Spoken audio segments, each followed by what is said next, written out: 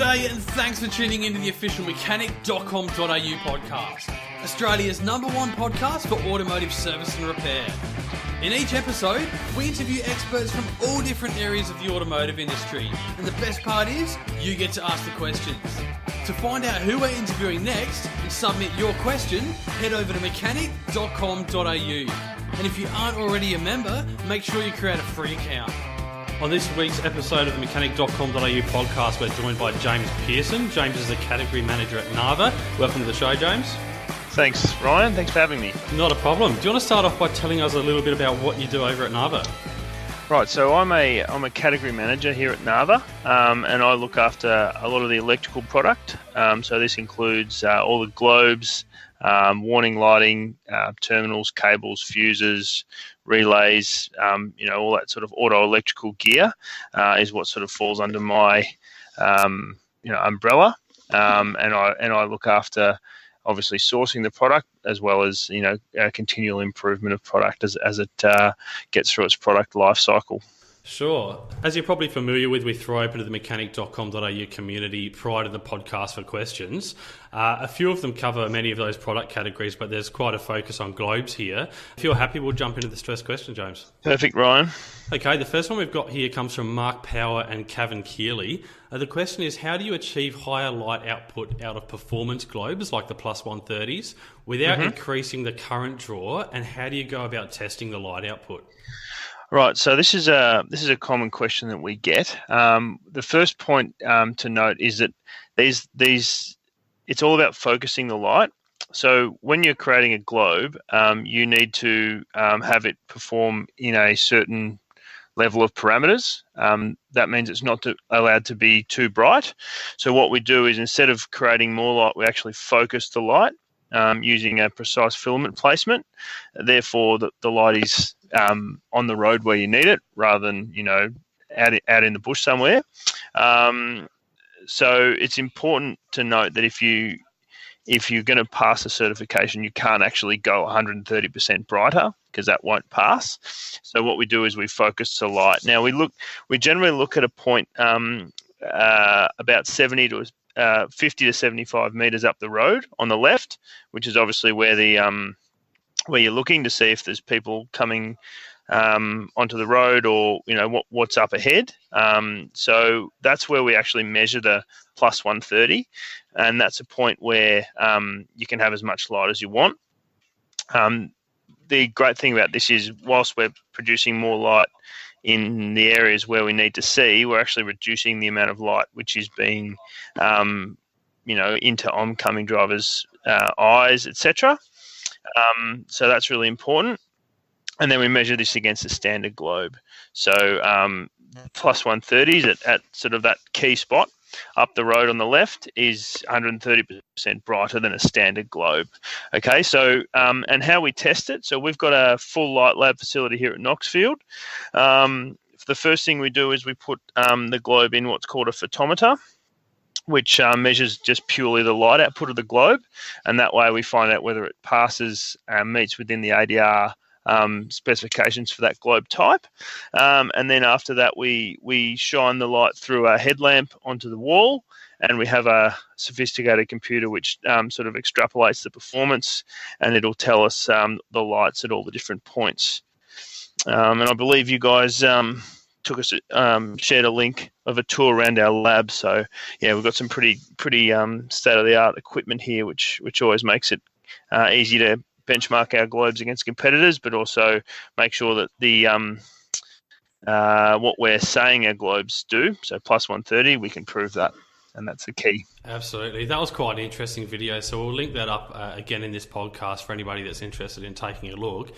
So for me, the main takeaway there is obviously it's not just pure light intensity and brightness of the globe, but where the light's focus is of as much importance, if not more. Absolutely, and that is it's all about where the filaments in there. It's more precise, basically, because it's the point of light. So it's actually just using the headlight better is probably a good way to describe it, because you can only actually increase the light output by about 30%. That's a bit general, but yeah, by about 30%. Sure.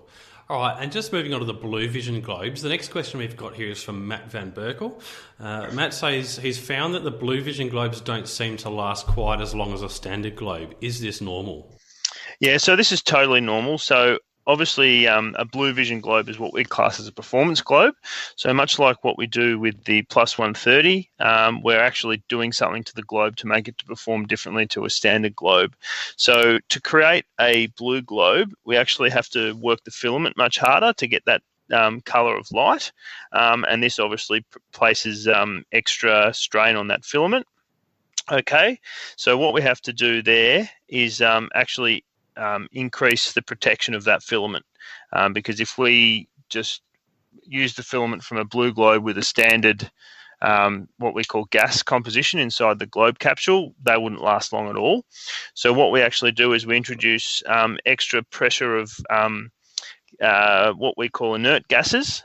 So that's xenon, argon, and radon. Basically, these are just big molecules that sort of work like bubble wrap around the globe, and they also actually increase the efficiency of the halogen reaction. So basically, as the tungsten filament evaporates into the atmosphere of the globe, the halogen reacts with the tungsten and deposits the tungsten back onto the filament. These gases actually create a more efficient reaction, which increase the life of the globe. So this is a really important point, and this is actually also the reason that blue globes and all the plus globes are more expensive, because these gases are quite expensive, especially xenon, which is used predominantly in all the really high-end globes, so the 130s and the like. They use pure xenon, and that's one of the rarest materials going around in terms of a gas, and that's how we get that performance without absolutely taking the life right down. Who would have known the simple light globe could be so complex? Absolutely. No, there's plenty that goes into it, that's for sure. Absolutely. All right, and just keeping on that theme, some of our members have noticed that globes on particular vehicles seem to blow more than others. Is there any known reason for this? Do some globe types last longer than others? Absolutely. So I suppose the first point is that each type of globe lasts a different amount of time. So the standard globe, the most common globe in the past, was always a H4 globe. It lasts about twice as long as a H7 globe. So straight away there, you're getting a significant reduction in life, which means you're changing your globes more often.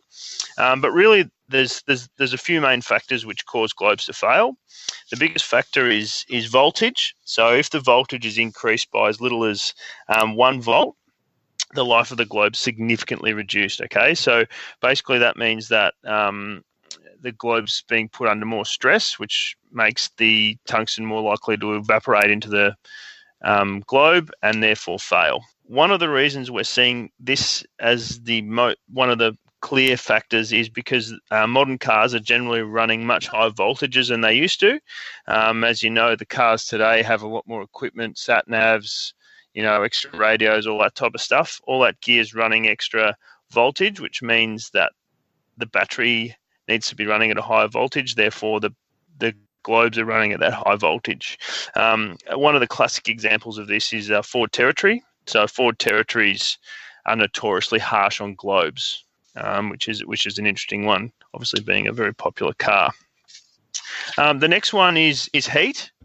So again, as the heat increases, we create more stress on the globe, making it less efficient, and the halogen reaction less efficient. Okay, so as we see cars become more modern, the headlights, the car manufacturers are wanting the headlights to look more modern, which means that they're making them smaller, they're making them different shapes, and this actually increases the heat. So the smaller the headlight, there's more heat going around in that headlight, and these small headlights generally use a H7 type globe, so whether that be a H7 or a H11, which again, therefore, they have half the life of the H4, so you're significantly reducing your life, and therefore you're changing your globes more often. There's a couple of other factors. So vibration's another one. So obviously if you're driving around in the city, vibration isn't a massive issue, but if you're doing a lot of country driving, vibration does cause globes to fail, because obviously as soon as that tungsten filament is ruptured, that's the end of the globe. And the final thing, which is an interesting one, is that most cars these days have automatic headlamps. So they're turning your lights on and off for you.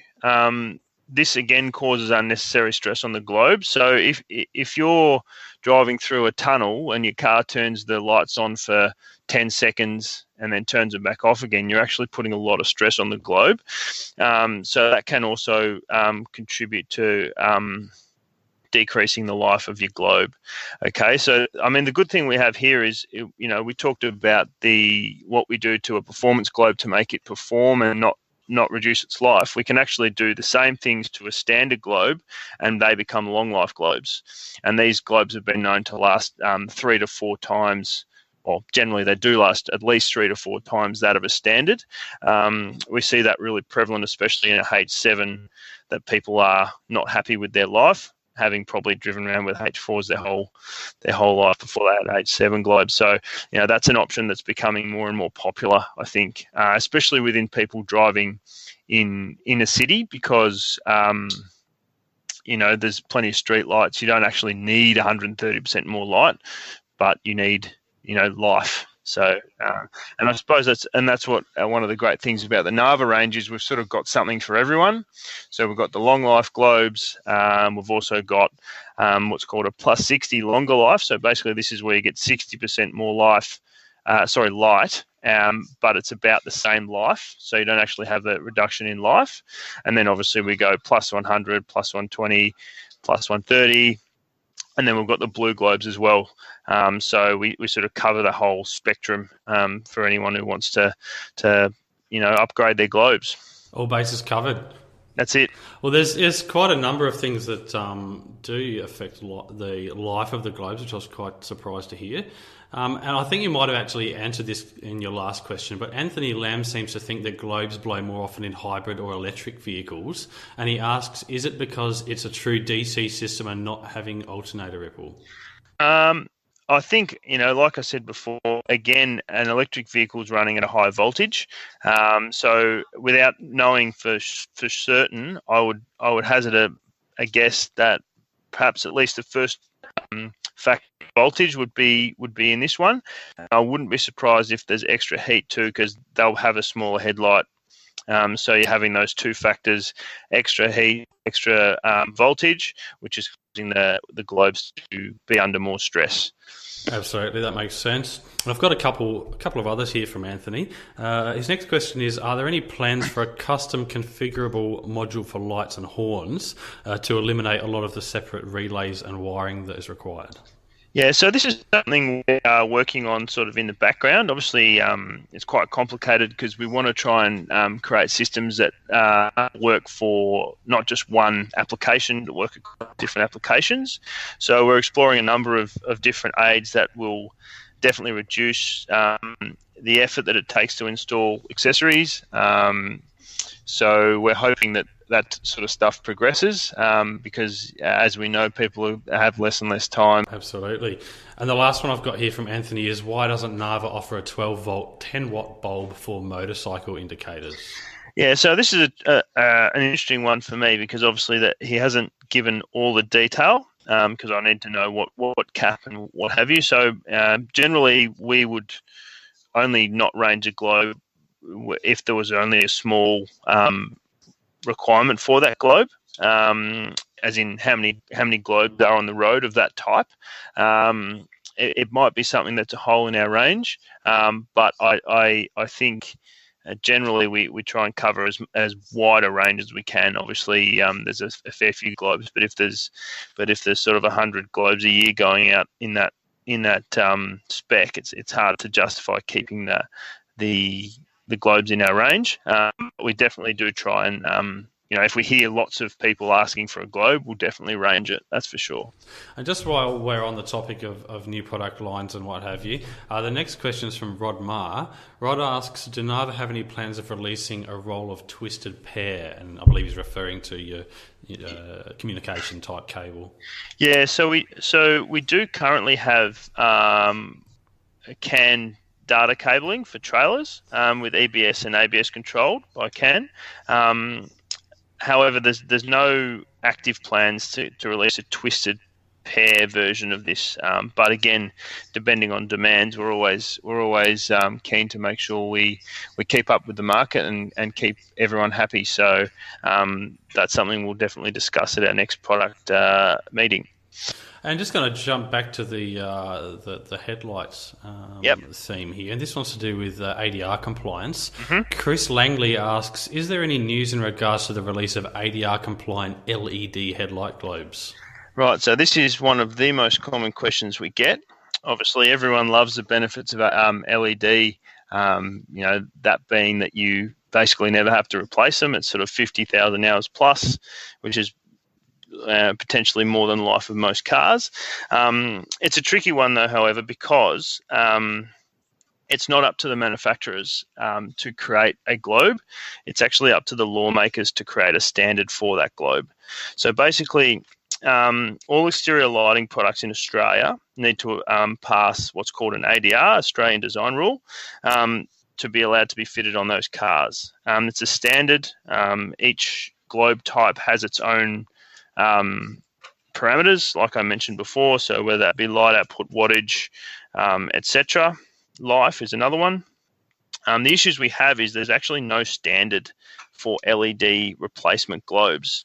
So as soon as they become an LED globe, there's actually nothing to test them against.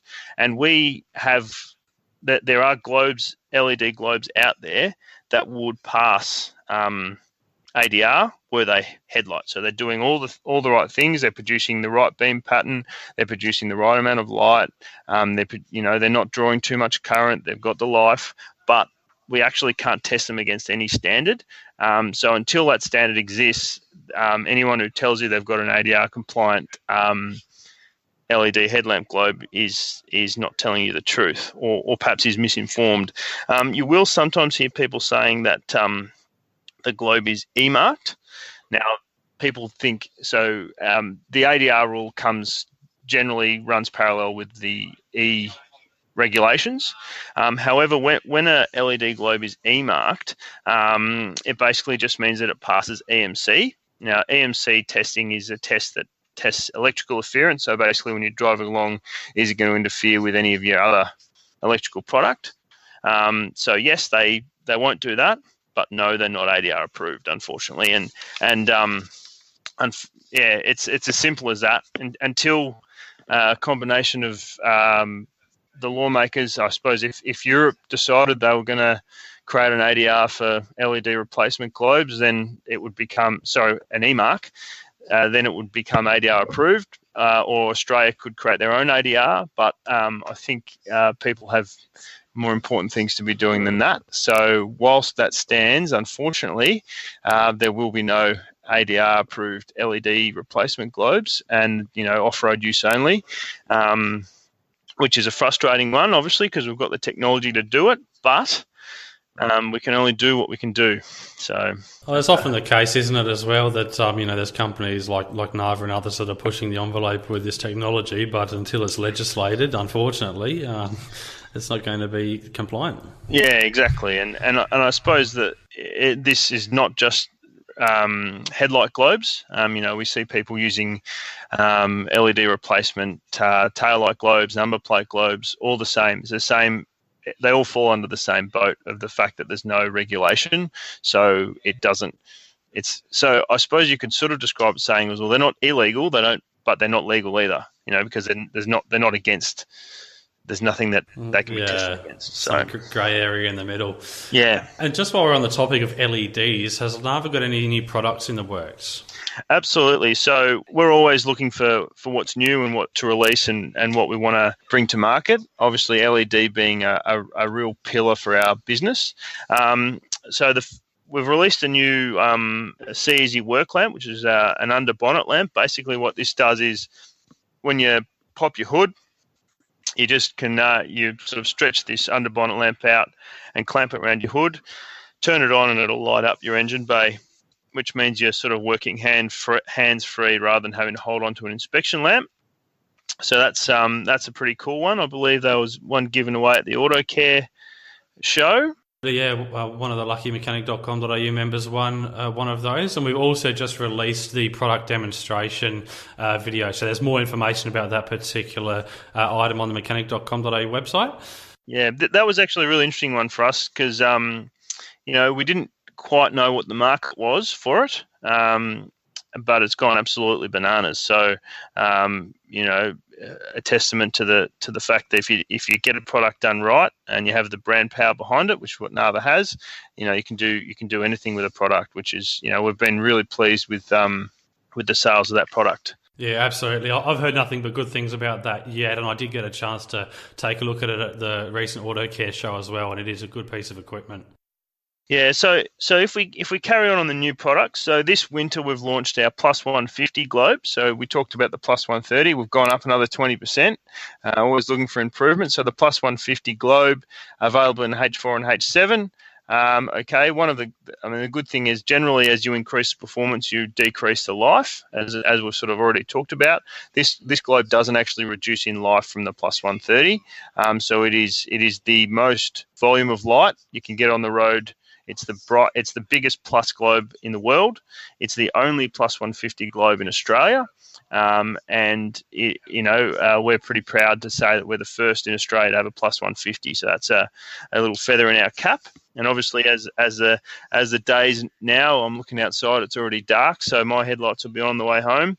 Extra light never goes astray. I think I saw a statistic where only 10% of driving gets done at night, but something like half the accidents are at night. So a little bit more light could be the difference between you being one of those statistics or getting home safe to the family. So whilst they do set you back obviously a fair bit more than a standard Globe, how much value do you put on your safety? I suppose it's an easy thing to spend a little bit of extra money and stay safe on the road.